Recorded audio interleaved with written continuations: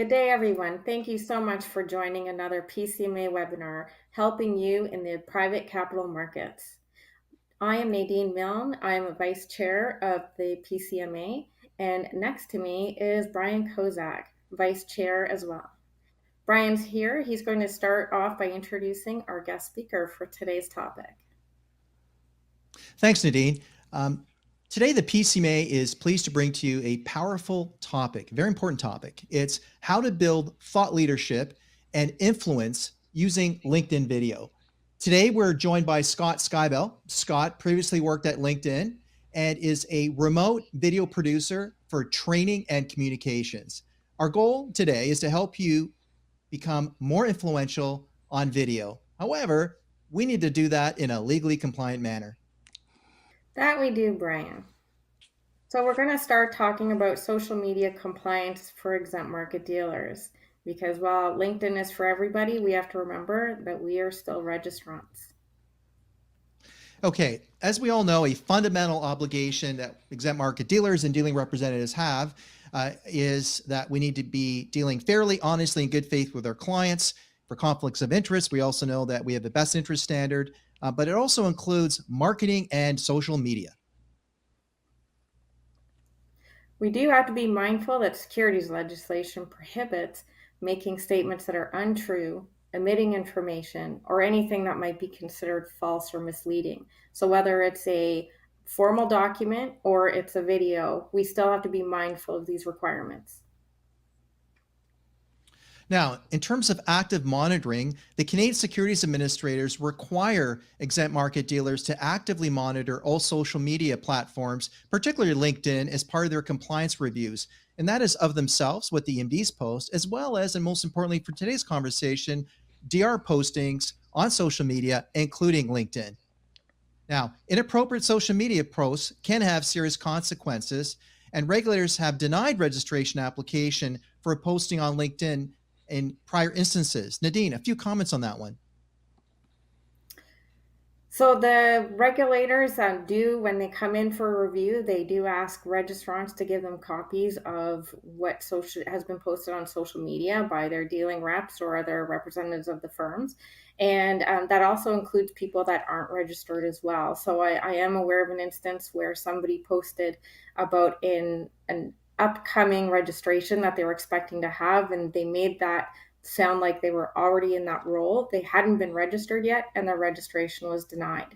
So you do need to be mindful, because the regulators do pay attention to what we post on LinkedIn. Great. Okay, let's continue on here with our presentation. We're now going to talk about the compliance framework. And when we look at the compliance framework, we need to make sure that your social media policies are obviously of paramount importance, but all social media activities you conduct must align with your EMD's social media and marketing policies and procedures. So there are rules under 31103 that EMDs have to establish, maintain, and apply policies and procedures with a system of controls and supervision. This includes your social media.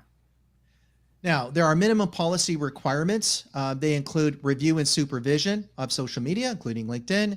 There needs to be a designated authority, such as your chief compliance officer, for review and approval of all communications. And obviously, most importantly, record keeping for all social media activities or communications conducted via social media. Because let me tell you, the regulators, when they do a review, will be asking for such books and records. And just on that point, Brian, don't be surprised if on your LinkedIn you get a request from your firm to be monitored on your LinkedIn account. So that is how we keep our books and records, and to keep that monitoring from an EMD perspective. Sorry, Nadine, for those DRs that are kind of looking at how to use video and how to do it in a legally compliant manner, talk to me about pre-approval from their EMD. How does that work? So at my firm, before EMDs or dealing reps put anything out on LinkedIn, they have to get it pre-approved by us. So whether it's video or it's wording on a LinkedIn post, they send it to us and we review, and we'll provide them with any changes that need to be made and then approve it before it can be posted. Great. Okay, well, we'll continue on our brief presentation here on compliance for LinkedIn on video. So, LinkedIn is viewed as marketing material, and CSA members do consider LinkedIn posts, including videos, as marketing materials, and they review it with the same standards as they do written materials. So, a couple pointers here, Nadine, can you share with us that's on the screen now? So exactly, they do look at it the same as they do written material. So those same standards of making sure that there's no exaggerated claims. So you have to watch what you're saying about performance skills, experiencing proficiency. You have to look at your evidence, right? So if you have any statistic or any information that is something that would normally be verified in a written document, also has to be verifiable in your videos as well. No, that's a good point. Now, these content categories that we all need to be mindful of are static content and what's called interactive content or non-static content. So what does that mean in English? What it means that Twitter, as we all know, is real time and you're not necessarily going to get pre-approval of your tweets. However, after the fact, EMDs need to have some sort of system in place that they review tweets in terms of appropriate and inappropriate social media content. However, when you look at LinkedIn, you can have pre-recorded video where you may want to get your content approved. This is all a gradation of risk for an EMD and their chief compliance officer of how they want to use pre-recorded video or live because they're different risk profiles. So from this, if you're a DR, if you want to do something like this, you have to work with your EMD to develop the content and how to do it in a legally compliant manner. And that's why you'll notice that certain times when you watch regulators do videos or webinars, they're pretty tight to the script. And the reason being is they've all vetted it and they know we're all hanging on every single word. So they got to keep it tight. I know many times people have criticized certain regulatory webinars, including myself, saying I wish they would have spoken off the cuff and things like that. But there's a reason why they don't. And it also extends to you when you look at using video and influence that if you have a static media like a pre-recorded video, you have a script and you can be very tight and make sure that you get your message out in the style and way that you do it. Scott will give us some tips on that, but doing it in a legally compliant manner. And also be mindful of your firm's policy. So while Brian said that Twitters are constant live feeds and you're tweeting and you have to be reviewing them afterwards, at my firm, we actually require pre approval of anything that's posted on social media that relates to funds or investing. Correct. Okay, now we're moving to wrap up things now. So we're back to our presentation. We're going to talk about special considerations for LinkedIn video.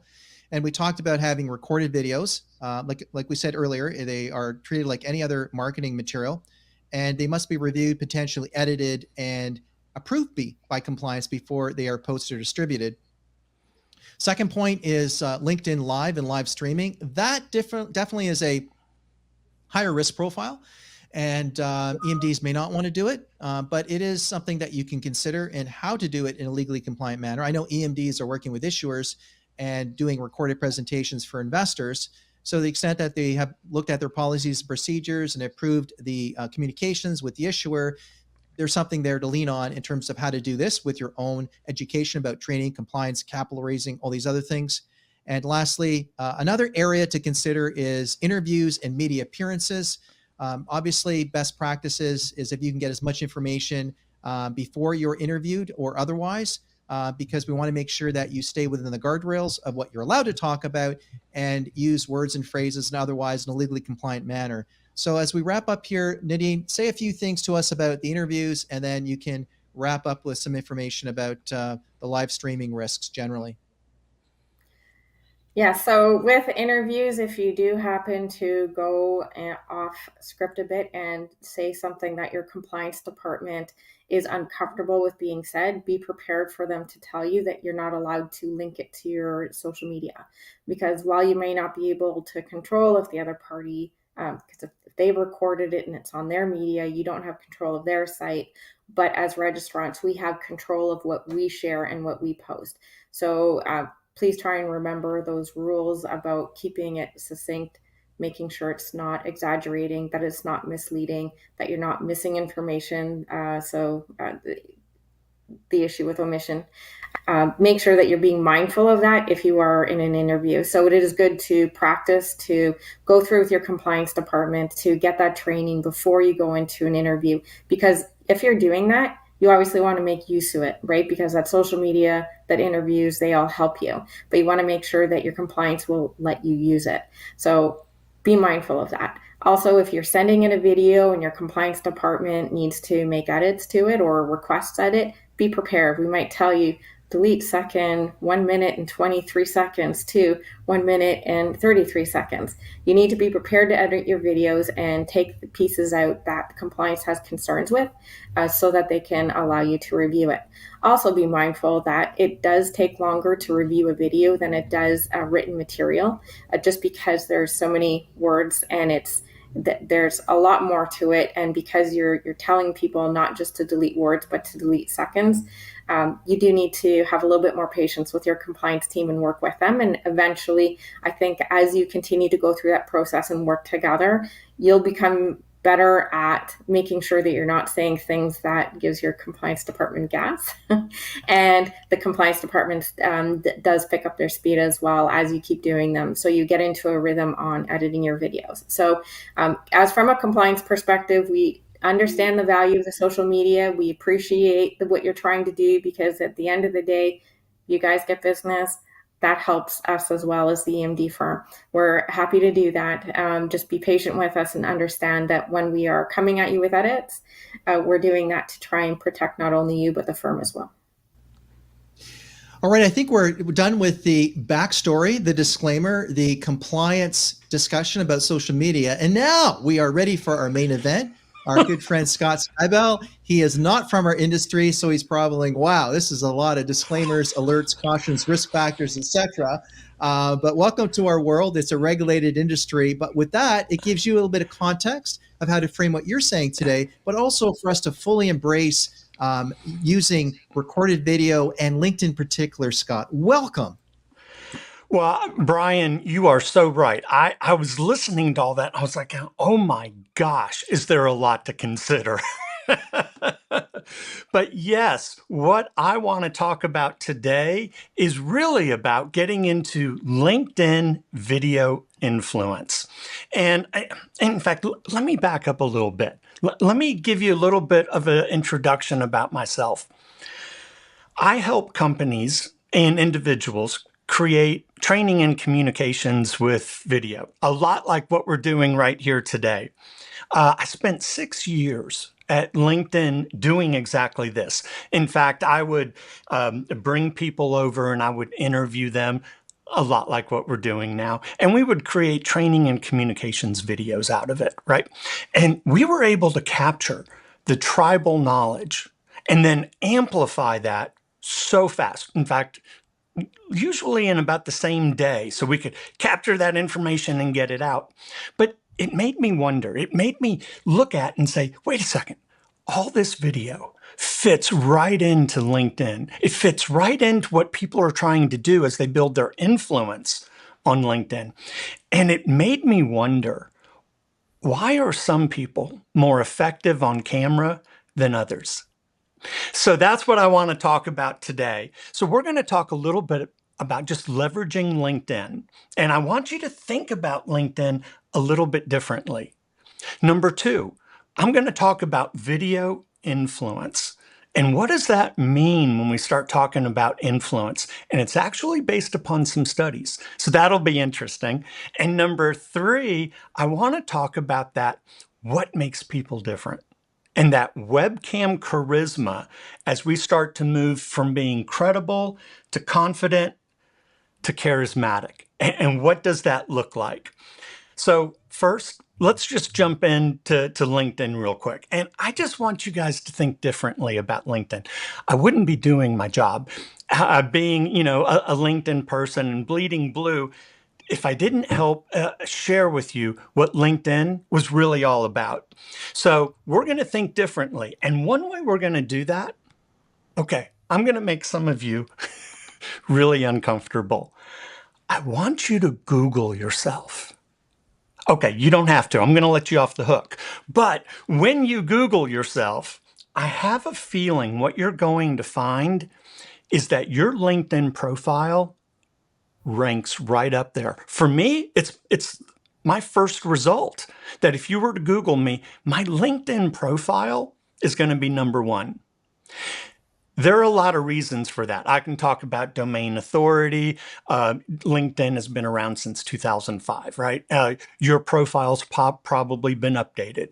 So all of a sudden, Google looks at that and says, whoa, if I want to learn about Scott, this is the place to send people. So what happens is that I bet most of us, let me jump back here. Most of us don't have a personal website, a personal landing page. And in so many ways, because of that, your LinkedIn profile is your landing page. It's a landing page where you can truly control the narrative of what's said about you. And when I thought about it like that, and I said, holy cow, our LinkedIn profile is a landing page, I was like, okay, that changes the game. So let's do this just real quick. Let's jump in. I want to show you my profile. And so when I talk about a landing page, there are a couple of things you're going to notice up here. Number one, take advantage of this banner. Tell people what you do.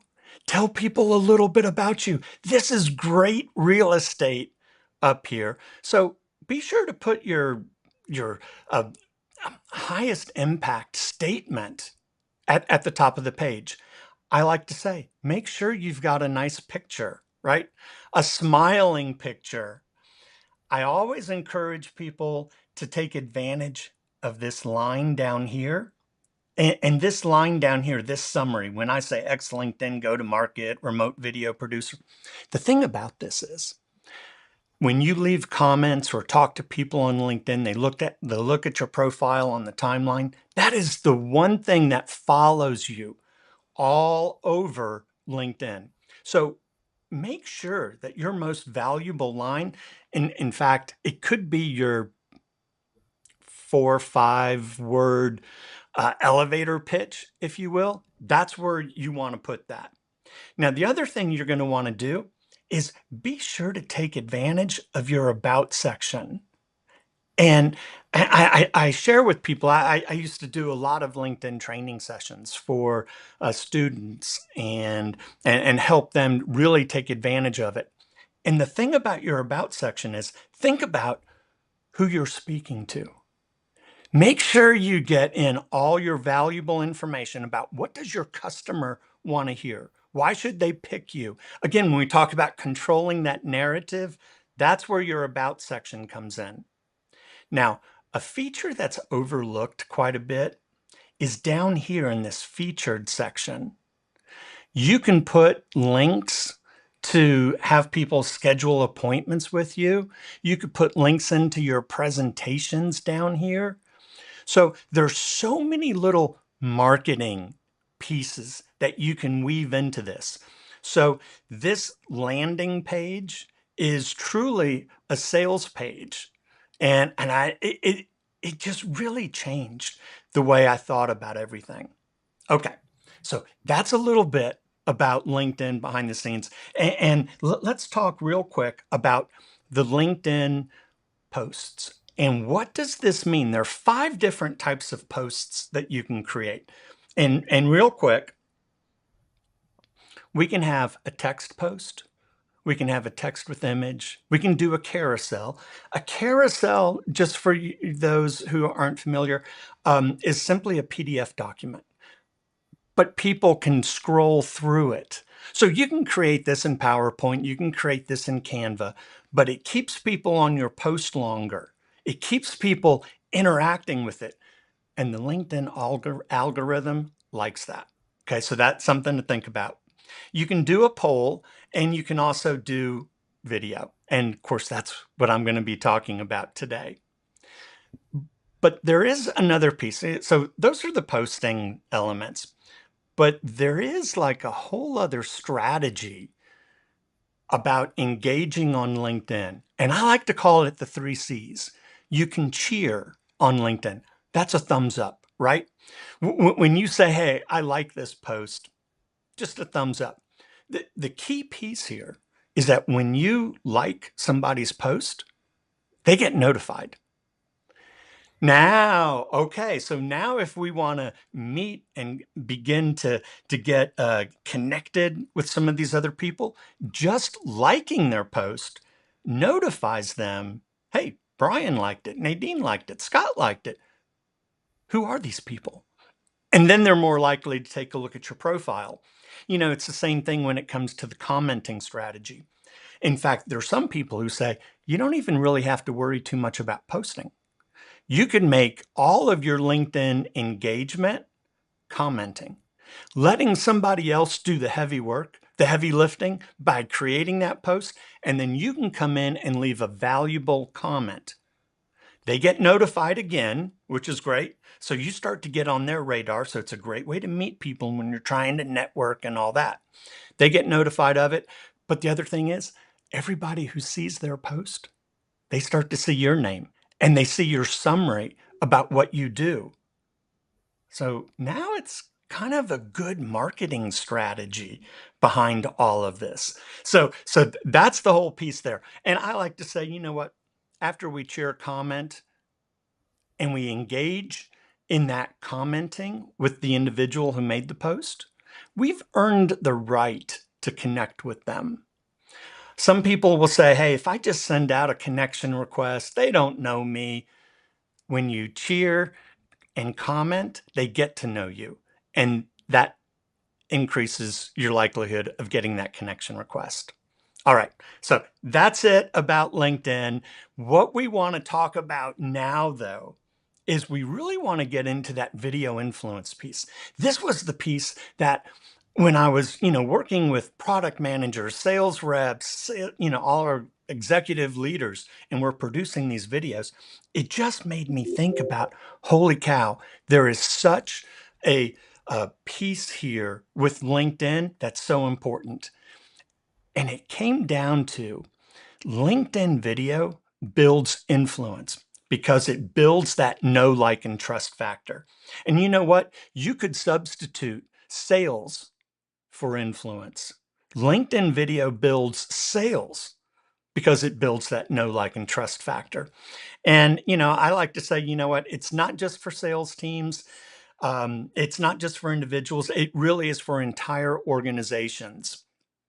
So let's talk a little bit about the power of video.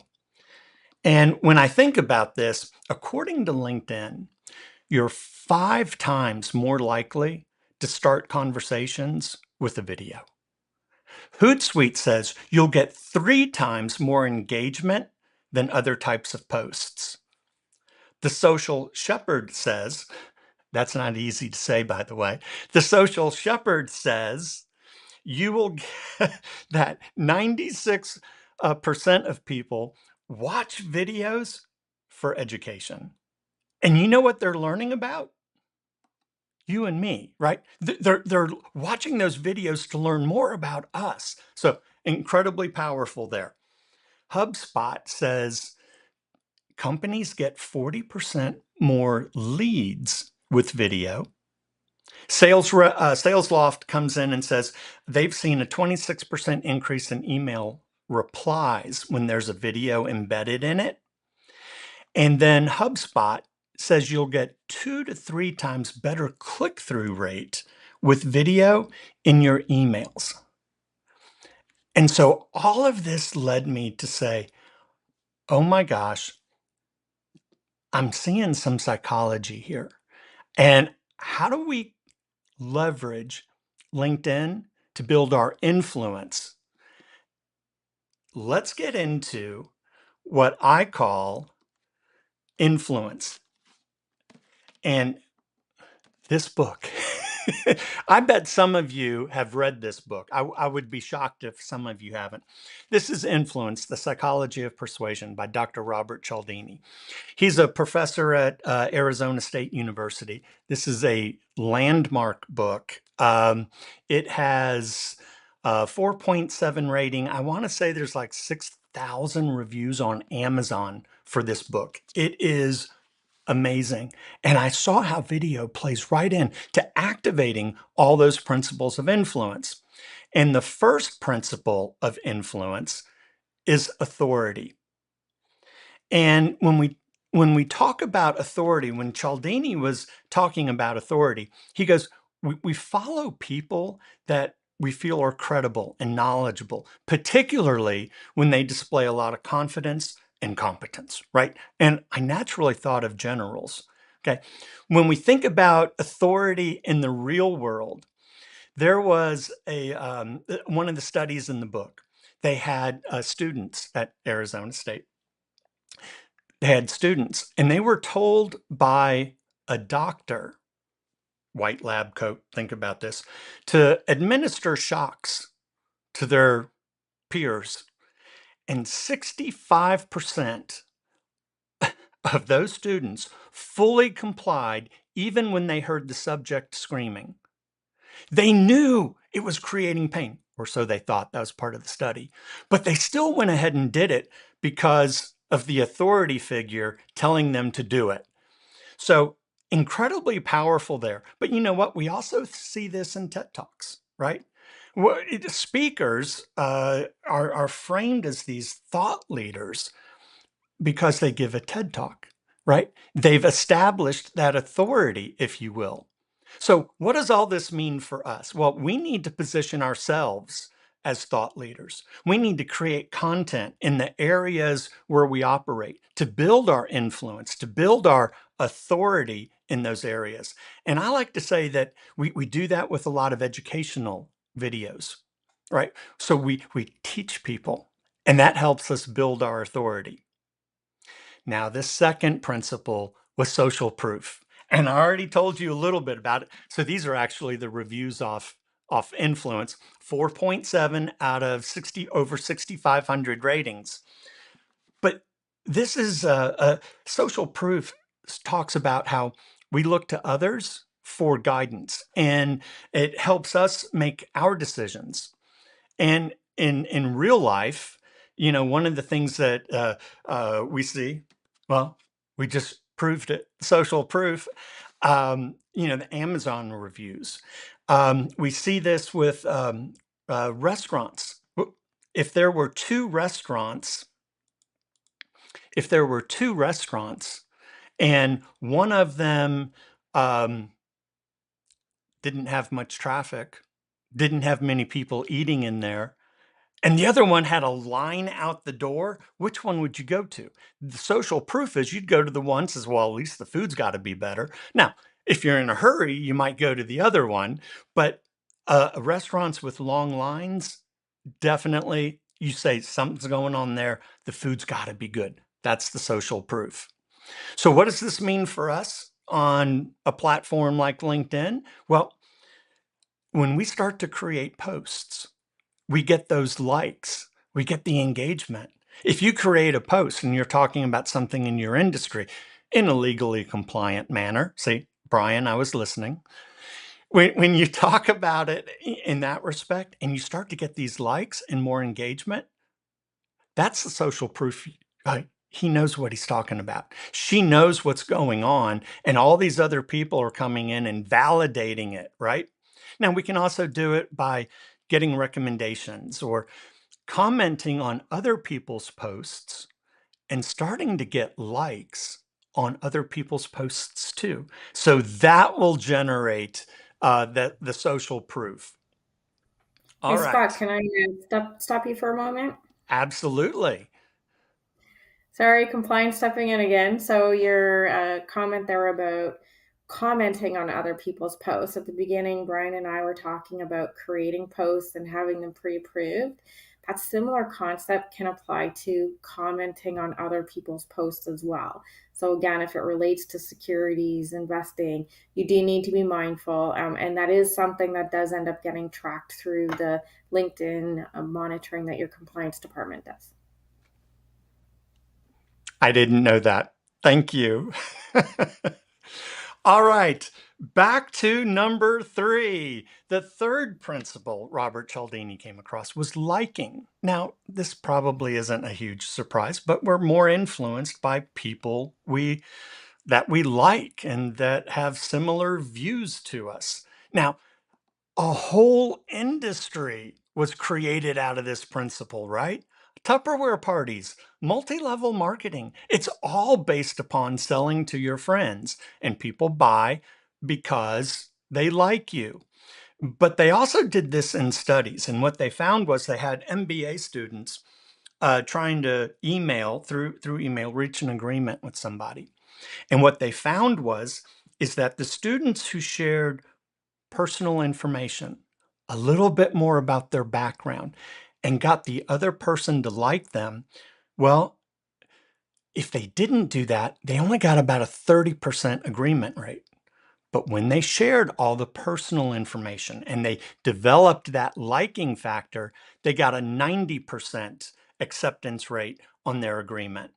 So, what this means for us is how can we become more personable, more likable, more engaging and encouraging to others?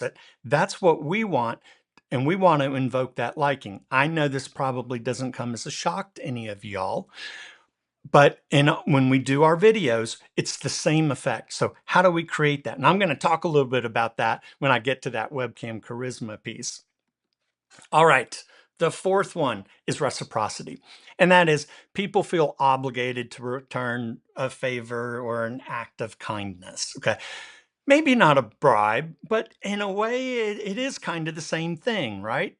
So one of the things, the example that Cialdini talking about in his book is that they had students and they were in a waiting room doing whatever. And when they got done with whatever they had to do, really didn't matter. One of the guys would ask people to buy a raffle ticket. Okay. Then the flip of the study was same situation, but he would give and provide a Coke, a soda to somebody without them even asking. And what they found was by providing that soda, they bought twice as many raffle tickets. So just by giving, something, they bought more. And in fact, we see that all the time, right? If you go to Costco or Trader Joe's or, places like that on the weekends, they give out those free samples because they know it's increasing sales. Okay, they wouldn't do it for free. We both know that, but they do it because it increases sales. And you could say, hey, this is just quid pro quo. And in a way, it is. What does it mean for us, though, when we're talking about LinkedIn? We're talking about building our influence and working with, different partners and everything. Well, we need to share our knowledge freely. Like and comment, following Nadine's structure on the comments, like and comment their posts, but really be a resource to the community. Invoke that reciprocity without crossing over into a bribe and quid pro quo. Number 5, commitment and consistency. And this was talking about, hey, if somebody commits and says something publicly, that they're more likely to stay with that and be consistent because it's become a part of their identity. And the example Cialdini gave in his book was these drive carefully yard signs. And they found that if they could get you to put a small yard sign in your yard, that you were 76% more likely to put in a larger yard sign. That all of a sudden is that once you committed to the small one, you'd agree to the larger one, uh, hands down, 4 times, more likely to agree to the larger one. And that's how you get those obnoxious big yard signs. But it's the same strategy we see sales reps doing, right? The reason we hate going to the car dealer is they say, well, you want a safe car, don't you? Yes. You want a reliable car, don't you? Yes. They get all these little yeses and you can't turn around and say no later. Okay. So kind of manipulative there. But we also see it in our fitness trackers and things like that, right? If they can get you to commit publicly to go on a run, they know you're more likely to follow through with it. But for us on LinkedIn, what does that mean? Well, that means showing up consistently. Okay. Not, you know, maybe every other month or a few times a year. What you don't want to do is you don't want to post and ghost. You don't want to put something out there and then just not come back, because then you're not engaging with your audience. You're not engaging with other people's audiences as well. So it comes back to the follow through. That's the commitment and consistency. All right. Number 6, scarcity. And that is, we place a higher value on things we perceive to be in limited supply. And I'm using Taylor Swift here because it's the perfect example. Concert tickets are scarce. My daughter took me to go see Taylor Swift. Unbelievable show. We would have paid anything. We were trying to get tickets to Toronto. Those last 4 shows, we would have paid just about anything to go see her again. That good. But one of the examples Cialdini gave in his book was this cookie jar experiment. And he had 2 cookie jars. And what he would do is he'd put both cookie jars out, and one jar had 10 cookies. The other jar only had 2 cookies. And he wanted people to judge and rate the cookies. And what he found is that the jar that only had 2 cookies were rated more desirable, more valuable. In fact, they even said they tasted better. Guys, it was the same damn cookie. Exactly the same. But how it was packaged and the scarcity to it changed everything. We see this all the time when it comes to like online freebies, people giving things away. It's kind of unique and all that. But what that means for us is that just by posting on LinkedIn, just by doing videos, we're already scarce. We're already separating ourselves. So your videos, your video presentations and your videos and the quality of your whole aura here helps you stand out. So as we sum up these principles of influence, right? These are the 6 principles Cialdini found in his book that led to increasing your influence. But the real power here is when you start to stack this, right? It's not just using one principle, it's using all of these principles. And when you stack these, that's where the real power comes. Now, I want to say one thing, and I shouldn't even have to say this, but use these principles with integrity, not for manipulation. And I'll just leave it at that. All right. Here's what I noticed on LinkedIn, that there are really, and when I was thinking about it, right, and I work there and I'm interviewing these people, but I kind of discovered there were 4 different types of videos we could use on LinkedIn. And I'll tell you, LinkedIn made a real push to get more video on there because they know, like TikTok, like Instagram, that the videos kept people on the platform longer. So there were 4 different types of videos that I see we can use. And the first one are awareness videos. Awareness videos are the top of the funnel. So thinking in marketing speak, the top of the funnel, just getting people in. They're typically the vertical format. They're short, they're fast edits, flashy stuff. It's all about just getting awareness, just trying to get people's attention. I see these as being big for entertainment. Now, I will tell you, end of last year when LinkedIn was making their big push, I had some of those vertical videos getting well over 1 million views, 1 million impressions, I should say. 1 million impressions. I had one get over 3 million impressions. But here's the thing. It's not about going viral. It's about being being visible and valuable.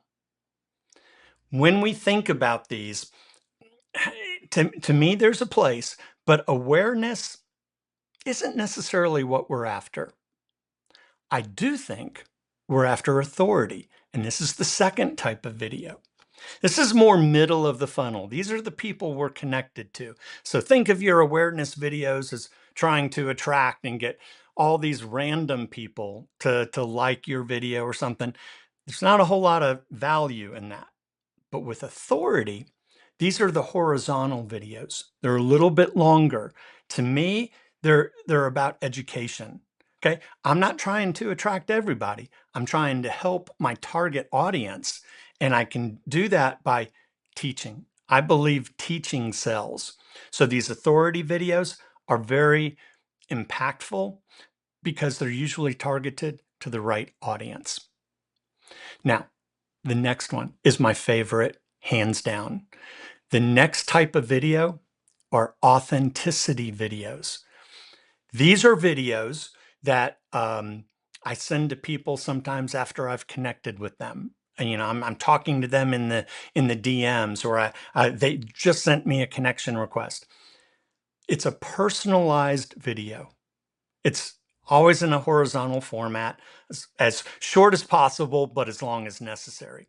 But it's a genuine introduction. And what I do is quite often, like what I've been doing this whole time, right? I might show their LinkedIn profile. I use their name. I might talk about their company. They know this video is just to them. This is the type of video where you only get one view, but they know it is a genuine, authentic video because you've got their name, their company. They know it's not to anybody else. The return on these and the impression is amazing that you leave on other people. So highly encouraged. And the last type of video is kind of what we're doing now. It's an activation video. It's when we finally meet on Zoom, on Teams, on Google Meet, whatever tool we want to use. And people go, Scott, it's like I'm watching one of your videos. I'm like, well, it's the same thing. Again, commitment and consistency, right? It's the same thing. So it gets us into, you know what? We wouldn't get this far if they didn't like my videos. If you don't like me on video, that's okay. It's not high school. But if you don't like me on video, it's okay. Let's not waste our time and get to this piece where we're meeting one-on-one, because when you've seen my videos and now we meet one-on-one, I already have that know, like, and trust. That's the piece that really jumps out at us. All right. That was a ton of LinkedIn stuff. Now, let's get into and talk a little bit about this webcam charisma. I mean, I was just here's what I like to say. I like to say web video isn't about perfection. It's about connection. When I was working with my senior leaders, my sales reps, my our sales performance consultants, product managers, all that, and I'm working with them. I was sitting there coaching them and all that because a lot of them just didn't have it at first, and I was always curious. Why are some people just more effective, more engaging, and all that? And one of the product managers I worked with, Ruel, we had a big product rollout. We had about 65 different videos. We had ongoing videos and online training and communications. It was like one of those quarterly launches. But he kind of struggled at first.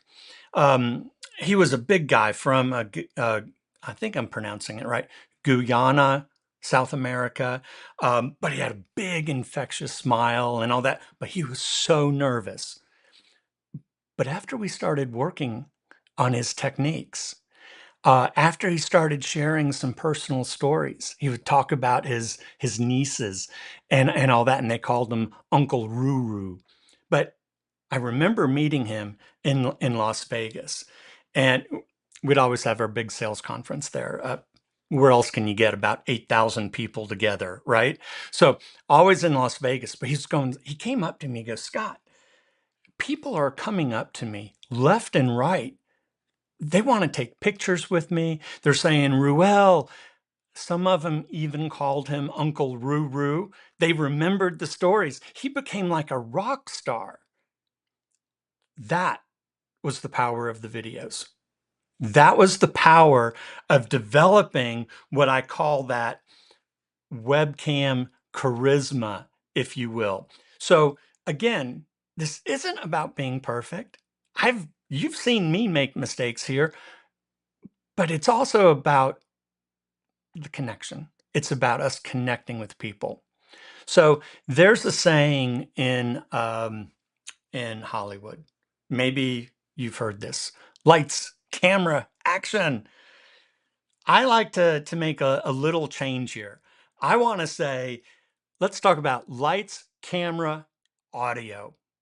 So let's separate the technology, the tech, from the techniques. So the first three pieces of technology. Number one is lights. You have to have the lights in front of you. In fact, here, let me show you some things.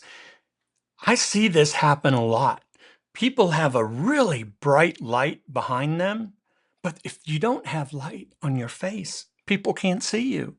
And no matter how good your camera is, they're not going to be able to see your passion and feel your compassion. Now, I also want to say, if you wear glasses, raise your lights up a little bit so you get that glare so people can see your eyes.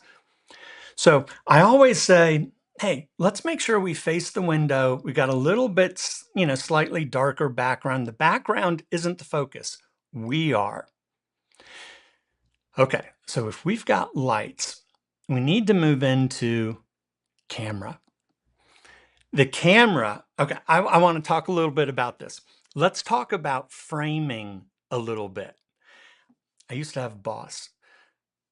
When he was on camera, he's all the way here in the middle. Sometimes, I kid you not, he was all the way down here.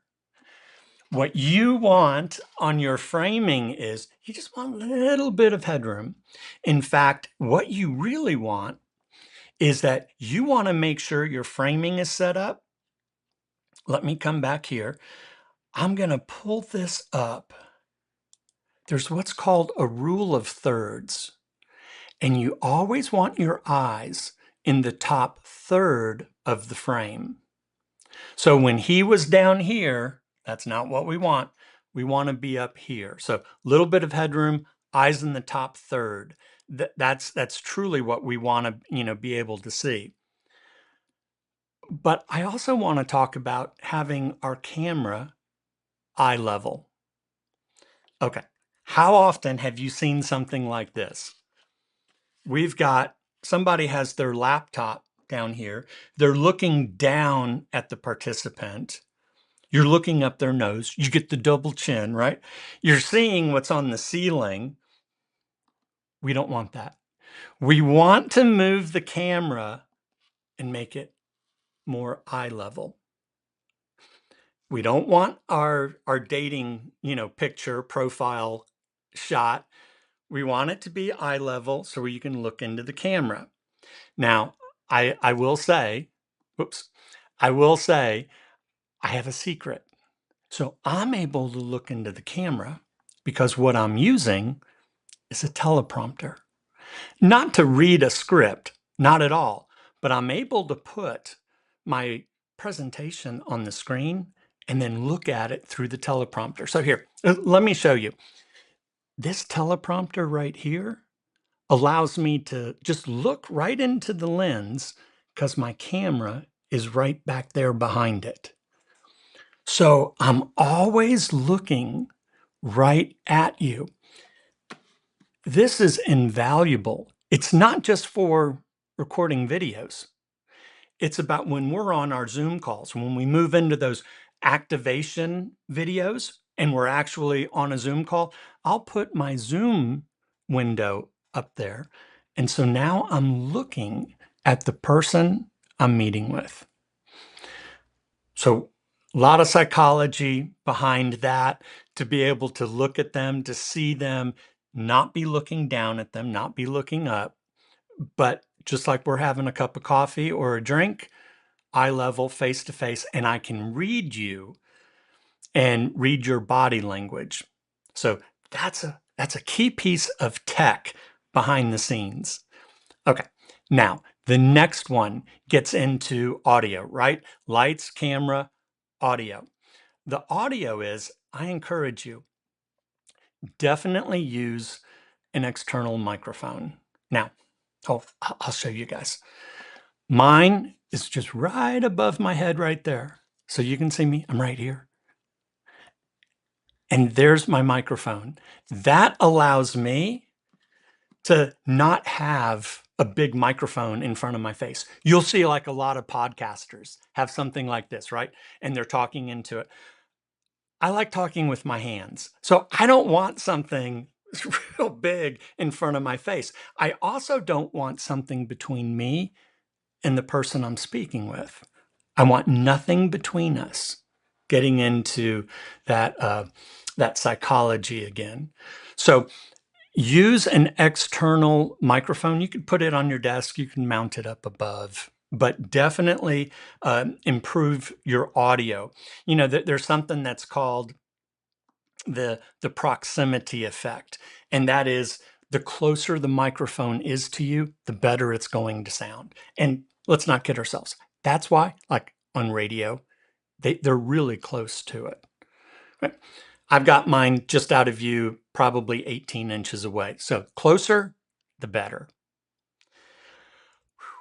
We are making some progress, but that's the tech piece. Now, let's talk a little bit about the intangibles. And this is where I started to say, why are some presenters better than the others? What are they doing? How are they keeping that engagement? What's going on? And this is what I helped Ruel with, right? So when we get into it, what we were talking about, the first one is energy. You've got to bring the energy. Move your hands, move around. I mean, it's okay to move on camera. Increase your expressiveness. Bring the energy, bring that passion, let people see that movement. That is a key piece because on video, on Zooms, we all know that can plummet and we don't want to see that. But the second piece is, guys, have fun, smile, truly laugh a little bit. There's nothing better than jumping on a Zoom call where people are laughing and they're having fun and they're joking with one another. We want to have fun on these calls. There's one thing I want to talk about. Maybe you've heard about it. RBF. I call it resting business face. You might have been thinking something else. But what we're talking about is that a lot of times when we're just there and we're not having fun, we get this serious look and we might squint our eyes a little bit more. We get this little line right there. And sometimes our mouths get we've got like a little frown almost. When we're having fun, our eyes get a little bit bigger. We might nod a little bit more and we smile. And even if we're not presenting and we're just listening and we're just a participant, even having that little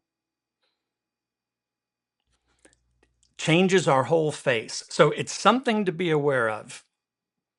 The third one is leveraging the 4 Ps. This is our voice. And so what I mean by this, first P is pace. Changing how fast we talk, right? We want to vary our vocal variety. We want to keep it mixed up. So our pace, how fast we talk. In fact, talking fast through the smaller words allows us to slow down when it starts to get more important. In fact, a lot of times you'll find the pace directly correlate to the second P, pitch. When we're excited, when we're talking fast, our voice naturally gets higher, and we'll talk a little bit faster. We'll talk a little bit at a higher level, right? That pace and that pitch go up. And when we get to something serious, what do? We slow down and we lower our voice. The third P is projection. How loud do we talk? And this is where having a good microphone starts to make a difference. So you can talk loud, and you can also talk a little softer. So you want this variety throughout your presentation. Our voice is an instrument meant to be played. And that's what we're trying to do when it comes to having that persona, that presence on camera. Now, I could say that the fourth P is probably the most important. And you want to know what it is? Pause. That pace, pitch, projection, as you're got all your variety in there, when you pause, a lot of times it'll stop people and they go, did the audio die? Did he cut out? What's going on? It helps people to refocus a little bit. It brings people back in. So leverage the 4 Ps: pace, pitch, projection, and pause. And the last one is clothing. I know you're probably saying, Scott, I just wear whatever. I just want you to be conscious of it, because I encourage people to wear darker royal colors. You want to avoid stripes and patterns. And in fact, even a pattern in the weave of your shirt can create what's called a moire effect. And that's how it looks like the whole shirt's moving at times and things like that. But particularly if you don't have a great webcam, it becomes even more important. So let me show you what I mean. Let's switch cameras real quick. Let's come over here, and this isn't a fancy webcam, but it's an external webcam, probably better than what you even have in your laptop. But when I pull this up, and if I'm wearing a white shirt, look what happens to my face. The camera has to adjust for the shirt, and it decreases the brightness. This shirt is too white. So, Georgia Bulldogs, go dogs. But the shirt's too bright and it darkens your face. You don't want that. So wearing those darker royal colors, avoiding being on camera with just a white shirt really does help keep your face in focus. All right, let me put that back there. There's one other piece I want to talk about. And, well, how about if I show you? Let me come over here, and I am going to pull this up. Go to the next slide. People say, hey, I can just use an AI avatar. Don't. People will sense something is off. They'll feel it's fake, and then they'll question every video you send them. Trust is the greatest currency. Don't waste it. I know what you're thinking. You're saying, Scott, this is too much. I don't want to get on camera. I don't want to do all that. You might think, okay, why can't I just use an AI avatar? I'm going to say don't. AI, we should be AI enabled, not AI replaced. Our authenticity, our realness, mistakes and all, and you've seen me make some today, mistakes and all, that's what keeps us real. That's what keeps us human. When you use AI, what happens is, if you watched that video closely, you could tell something was off. It's called the uncanny valley effect. And what that is that people kind of get creeped out. If it gets too close to being human, and we know it's not, it creeps us out. But the other thing that happens is that people are trying to figure out, well, is that AI? Is that not? Not, I can't tell. And what's happened is now the next time they see one of your videos, they're not going to know if it's AI or really you. The trust is gone. That's the piece that we do not want to take a risk on ever. So, and Brian, you and I can talk about this because I Yeah. know Hey, you do. Scott. I know Hey, you no, do a that's, lot of AI, buddy. yeah, I do a lot of AI, and I really feel that it's an awesome tool to assist. And just on that particular point that you raised, um, kind of like it's funny. I just got a course through Udemy, and I was sitting there half the time thinking, is this guy real? Is it HeyGen? And then finally, I was like, no, this is HeyGen. And then I was like, okay, I'm gonna replace the course. I'm gonna send it back to Udemy, and it says, I'm sorry, you've watched too much of this video. You can't replace it. I'm like, oh dang. And I've asked myself, was it the content that I didn't like, or the mere fact that I kind of creeped me out that it was an AI avatar? And in fairness, what's happening from the business side is if you have an executive who's busy and you can map out the text of what you want them to say and add in their name, image, and the voice, image, and likeness. From a company perspective, it's efficient or otherwise. And we are moving into the world of digital avatars and all sorts of things, whether they're chatbots, et cetera. And the technology is getting so good where like where it is today, it's not going to be there next week, a month, 2 3 months. It will be the world of deep fakes and what's real and what's not. But I think the point is being authentic on camera and like this is it's a lot more spontaneous.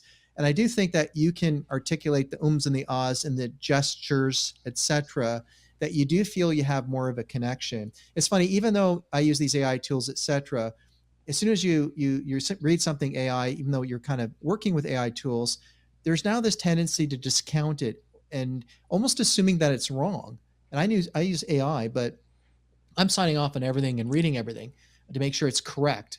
And that sometimes get lost. I mean, you look for, if I ever see the world, let's delve into this. The D word has become a B word as in a bad word, and that it signals that it may be written by AI. And I've also read a lot of AI slop, where when I read it, I know it was not just written by AI, but it's wrong and I can't trust it. So that variable, that intangible, that human factor, the human in the loop on audio and being authentic, I do believe that's important. And I must admit, for myself, the jury's not out yet on how you use AI avatars, because a lot of companies want to build brands around it, use it for chatbots, etc. And let me assure you, this is not going to go away. This is an Uber concept beyond video, because we're going to get into human-like robots that are happening right now. So these issues of the a robot looking like a human, talking like a human, and having these digital avatars, they're calling them digital twins. It's happening. And I think at the end of the day, you got to get your own comfort for this. And in my personal preference is being live with all your foibles is more appreciated and value, that there is a connection instead of having people trying to figure out if you're real or not. And as soon as they do that, you're right. Like you've lost them. It's like, people having things in their background and you're like, what books do they read? you know, like you're not listening to them. You're now distracted by their background. So it's the same concept, but really good point that you raised on the AI aspect. Right now, for me, the jury's not out. Govern yourself accordingly, as they say. And you and I know that, and I know Scott through different creative communities, that there's always that guy that's using it, and kind of a group consensus that, yeah, like the stuff he used to do has gone down a bit because he's using it, right? And you can't tell the guy because he's so into it. Right. And what it really comes down to is the credibility. And in Yeah. your business, trust is everything. So No like and trust. No like and trust. that's exactly what it is. So with that, let's move. Let's wrap this up. And guys, I've covered leveraging LinkedIn a little bit. We talked about video influence, and we went over some of the webcam charisma, just so we move from being credible to confident, and hopefully we can get to that little bit more charismatic piece on video. And I want to leave you with one of my favorite quotes. And the quote is from Maya Angelou. I've learned that people will forget what you said, people will forget what you did, but people will never forget how you made them feel. And I have to say wholeheartedly, video allows us to accomplish this better than any other medium. So, Brian, with that, that would wrap up my presentation. Let's bring us all back. I'm curious if you guys have any questions. I covered a ton of stuff. Well, let's just say you were nothing short of engaging, and we really appreciate it. Like, folks, I do various things with different creative communities, and Scott and I are in one, and that's how I met him. And I said, I'd love for you to come on the PCMA and do a video about LinkedIn. And then we had a technical differently because we did this live. So for you that are watching this, we did this live, and then we had a technical issue, and then we've redone it today, and that's okay. I think it's actually even better the way we've put this together. But I really like the fact that we're kind of dealing with the compliance aspect of it, since you need to be mindful of that, but also the intangibles. It's not just all about compliance. It's about, you know, how to use LinkedIn, how to engage, how to use a video. We're all using Teams, Zooms. A lot of the commentary that Scott gave today applies equally.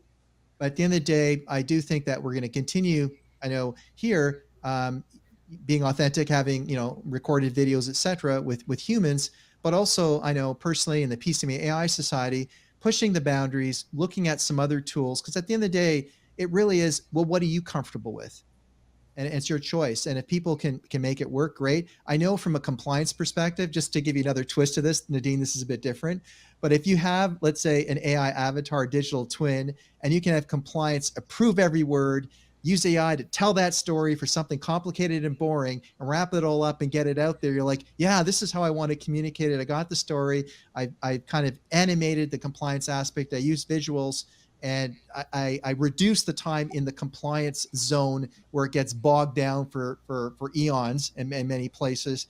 So I'm looking at these tools as enabling us to get to market in a legally compliant manner. These are some of the things that, you know, compliance officers and departments are dealing with today.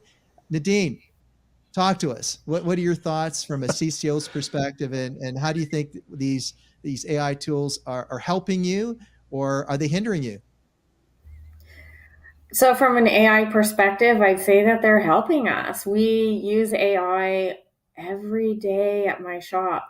We are constantly looking at it when we're looking at marketing materials, with our manuals, with training.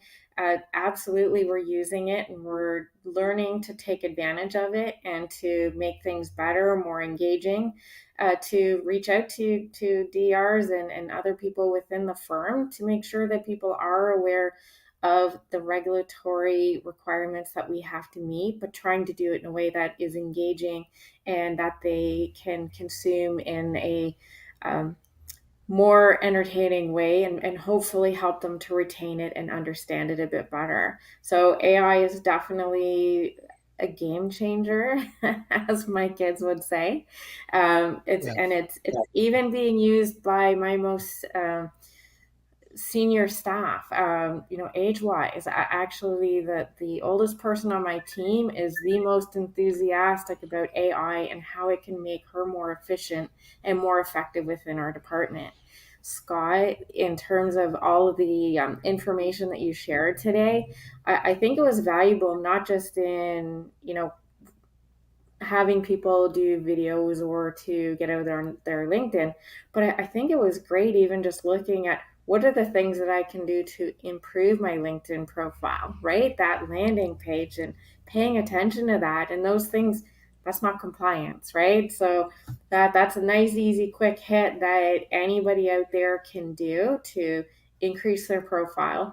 Your tips on, making sure you're in the, the box that you talked about, your eyeballs are there up at the top and not on the bottom.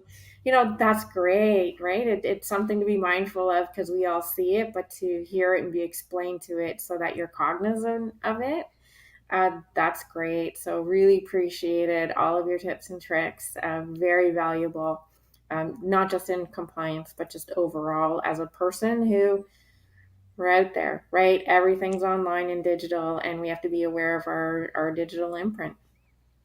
Oh, that's Well, great. Scott, can I ask you to switch to your link, your code, whatever, so people, if they want oh to yeah. contact you? Yeah, because I like to wrap it up, but I want to do a call to action Yep. here. So if you want to contact Scott, there's this QR code, and he's on LinkedIn, Scott Skybell.